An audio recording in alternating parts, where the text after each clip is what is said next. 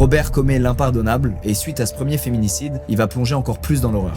Être un simple meurtrier, ça lui suffit pas. Ce qu'il veut, c'est ressentir ce qui l'excite le plus quand il chasse. Il veut traquer ses proies, s'amuser avec elles et ressentir leur peur. Alors il se met à emprunter régulièrement des avions, parfois sous un faux nom. Ça lui permet d'explorer des régions de plus en plus éloignées, mais surtout d'emmener ses victimes sur son terrain de chasse favori, le long de la rivière Knik, un lieu éloigné de tout, mais qu'il connaît comme sa poche. Il continue de piéger des prostituées en ville, mais cette fois, il leur demande pas de monter dans sa voiture, mais dans son avion de tourisme. Il leur fait croire à chaque fois qu'il possède un petit chalet dans le nord et qu'il les ramènera après en ville.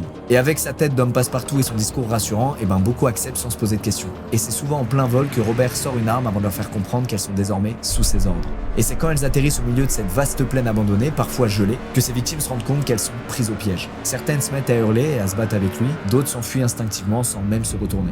Et c'est exactement ça que Robert recherche. Il les laisse courir un peu avant de s'amuser avec elles. Il prend plaisir à les terrifier et à les voir tout tenter pour essayer de s'échapper.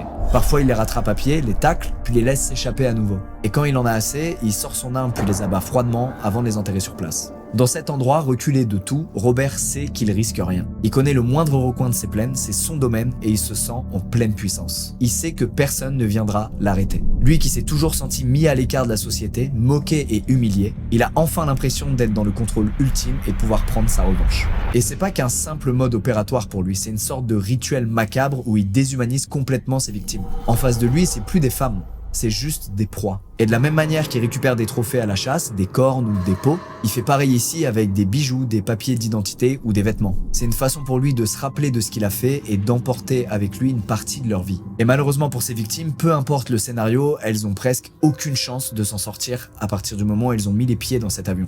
Et même si certaines réussissent à lui échapper, elles finissent toujours par mourir d'épuisement ou de froid tellement la région est rude et impardonnable. Et plus les années passent, plus le nombre de femmes qui disparaissent dans la région augmente.